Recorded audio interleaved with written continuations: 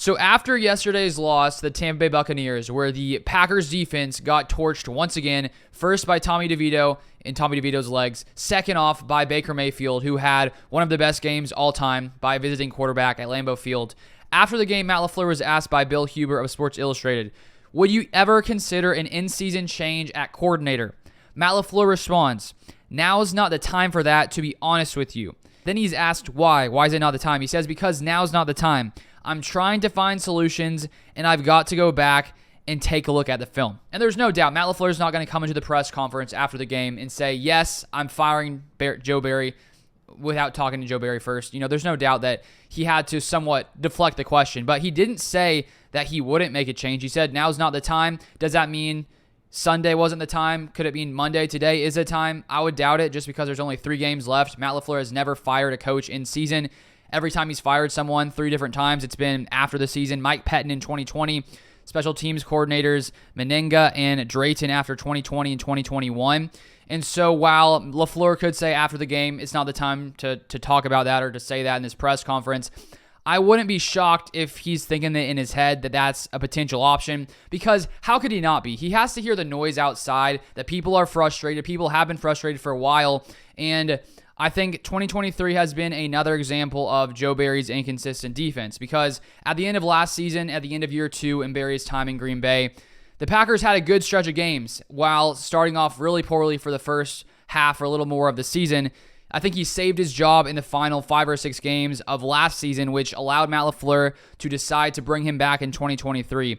And I remember last offseason talking about Joe Barry and saying, well, if we saw the defense we saw in the final 5 games, then okay, I think it'd be fine this season. But the problem was, would we see the inconsistency come back once again? And now we have, because while there was a stretch of games where the Packers defense was playing well, played well against the Lions, against the Chiefs, we have 2 absolutely terrible performances against the Giants and the Tampa Bay Buccaneers. And so the fact that this inconsistency has come back once again to this defense, a change has to be made. It's been 3 seasons. I think Matt LaFleur knows this. And I want to read a few other quotes here from LaFleur. He said this, we have to challenge much better on the back end in terms of, I get it, they have some good wideouts, but you have to be willing to challenge, especially if you are getting gashed, just changing it up.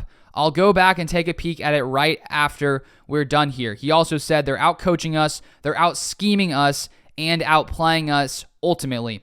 And he was also discussing how at the end of the day, this all falls on him. He is the head coach. He makes the decisions. He decides who the defensive coordinator is. And I think that he has to know that if, with the way that this defense is played, with the way that they just got embarrassed against the Giants and against the Buccaneers yesterday, Matt LaFleur has to know that there is lots of discontent when it comes to Joe Barry being the defensive coordinator. And if he were to return in 2024 and then this would happen once again, then I think Matt LaFleur himself could be out the door. And so I think that LaFleur is probably going to move on from Joe Barry. Will he do it before the season? I'm not sure about that. If I had to put a guess on it, I would say that he waits till after the season because there's only 3 games remaining. But you never know. Maybe he's finally reached the breaking point to say, we need to make a change. I would be happy to see the change be made after this, really, really bad performance. And if we take a look here, I found this tweet, which I found interesting, from Zach Cruz, who says, Joe Barry's Packers defense ranks in 2023, 22nd in yards per play, 25th in expected points added, 22nd in takeaways, 26th in passer rating, 29th in interceptions, 22nd in sacks, 28th in yards per rush, 21st in scoring percentage, 25th in adjusted net yards per attempt, 25th in third down percentage, and 31st in plays per drive. The only 2 areas where it's mostly not in the 20s, 17th ranked scoring defense, which was, I think, 9th just 2 weeks ago, which shows just how bad the past 2 games have been. And then they have the 9th best red zone defense. So their red zone defense has been the one area that has not been really bad. And so the fact that pretty much in every category, this Packers defense is bad. The coverage was so bad yesterday, and it seemed like there were no changes made. I think Joe Barry played zone. I saw from ESPN Next Gen Stats, 66% of the time. Baker Mayfield picked apart the Packers zone. Devondre Campbell had a really bad game, was consistently getting matched up with like Chris Godwin, which that's just a mismatch, and he couldn't guard anyone yesterday.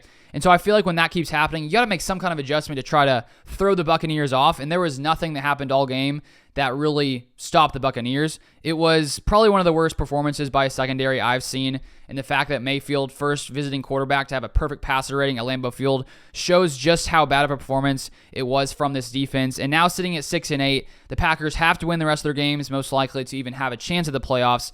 And while 2 weeks ago, looking at this final stretch of games, it seemed as if this would be a winnable games, game after game after game.